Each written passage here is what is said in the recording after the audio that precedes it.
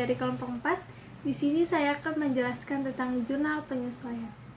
Jurnal penyesuaian adalah proses penyesuaian tentang catatan dan fakta yang sebenarnya berdasarkan data dari neraca saldo.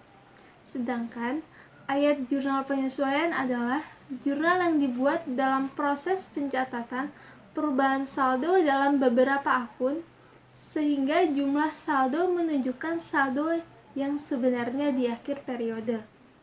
Jurnal penyesuaian disusun sebelum menyusun laporan keuangan. Jurnal penyesuaian dicatat pada akhir periode yang pastinya adalah sebelum melakukan tutup buku, agar yang digunakan untuk menyesuaikan beberapa akun agar nilai laba ruginya adalah real. Rekening apa aja yang harus disesuaikan? Yang pertama adalah beban dibayar di muka, yang kedua adalah pendapatan diterima di muka, yang ketiga adalah beban yang masih harus dibayar, yang keempat ada piutang pendapatan, yang kelima adalah penyusunan aktiva tetap, yang keenam adalah koreksi kesalahan pencatatan, yang ketujuh adalah pemakaian perlengkapan. Perkenalkan, nama saya Siti Nurhoziah. Saya dari kelompok 4. Di pertemuan 9 ini saya akan menjelaskan mengenai fungsi dari jurnal penyesuaian. Nah, fungsinya itu ada 3. Yang pertama, agar pada akhir periode akun real, yaitu harta, kewajiban, dan modal, itu bisa menunjukkan keadaan yang sebenarnya. Yang kedua, menetapkan saldo catatan akun buku besar pada akhir periode, sehingga setiap akun perkiraan itu khususnya akun harta dan akun kewajiban bisa menunjukkan jumlah yang sebenarnya. Yang terakhir, agar akun-akun nominal seperti akun pendapatan dan beban itu dapat diakui pada periode tertentu dan bisa menunjukkan keadaan yang sebenarnya. Perkenalkan, nama saya Suci Amalia. Saya dari kelompok 4 yang membahas tentang pertemuan 9 mengenai jurnal penyesuaian dan pertemuan 10 mengenai siklus akuntansi. Di sini saya akan memaparkan beberapa contoh mengenai jurnal penyesuaian dan siklus akuntansi.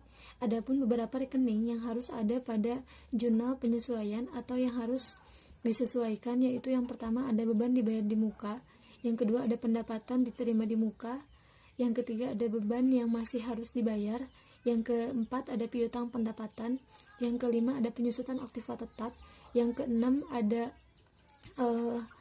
penyusutan atau pemakaian perlengkapan, yang ketujuh ada kesalahan koreksi mencatat. Jadi tidak hanya akun-akun yang di atas saja yang harus disesuaikan, melainkan akun-akun yang kesalahan pencatatannya pun bisa dimasukkan ke dalam jurnal penyesuaian.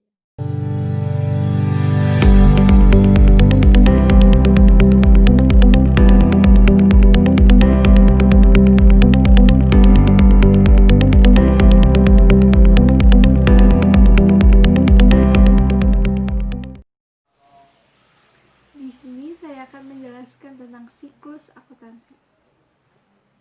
Siklus akuntansi adalah proses yang tujuannya untuk menghasilkan sebuah laporan keuangan dan dengan melalui beberapa tahap tertentu.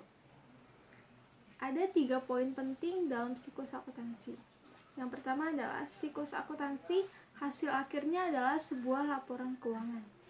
Artinya dalam sebuah siklus ada beberapa tahap. Nah, hasil akhir dari tahap tersebut adalah menghasilkan sebuah laporan keuangan.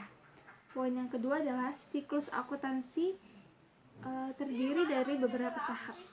Tahap apa aja sih? Yang pertama adalah proses pengumpulan bukti transaksi, yang kedua adalah jurnal, buku besar, neraca saldo, jurnal penyesuaian, laporan keuangan, dan yang terakhir adalah jurnal penutup.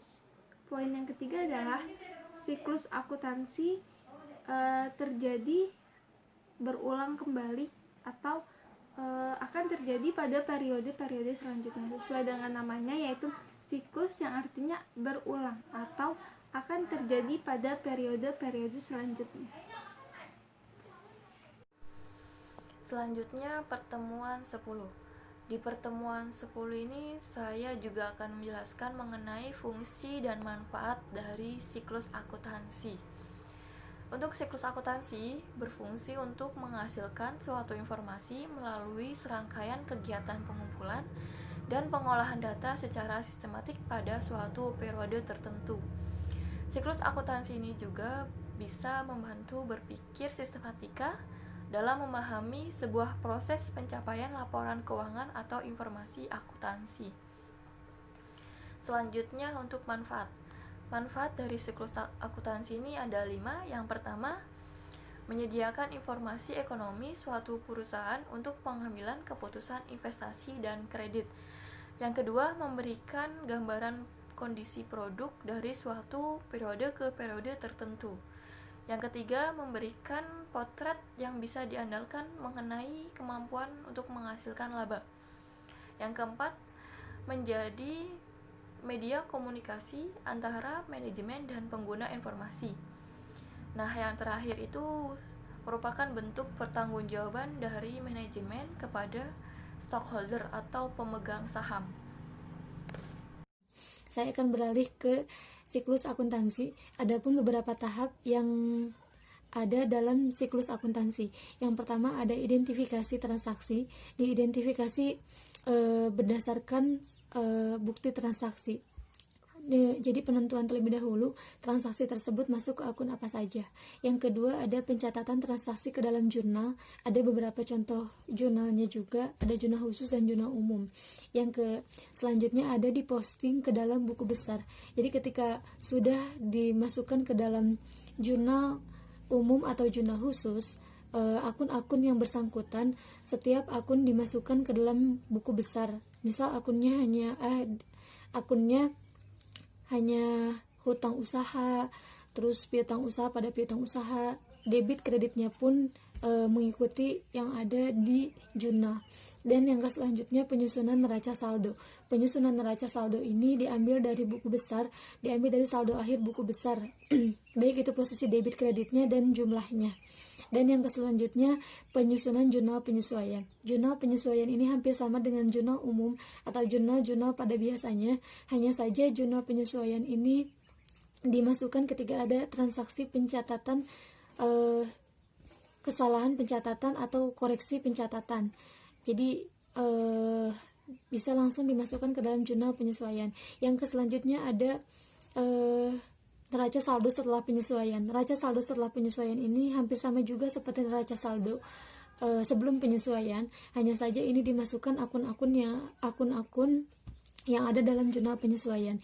Jika akun dalam jurnal penyesuaian belum ada dalam jurnal khusus, atau jika akun-akun dalam jurnal penyesuaian belum ada di dalam neraca saldo, itu bisa dimasukkan menyusul akun-akun yang ada dalam jurnal penyesuaian tersebut.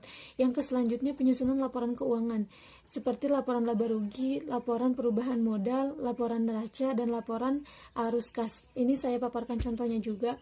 Dan yang terakhir adalah penyusunan jurnal penutup. Rekening yang ditutup hanya rekening yang ada di dalam laporan laba rugi. Dan caranya itu dengan menolkan atau menihilkan nominal-nominal pada akun yang bersangkutan.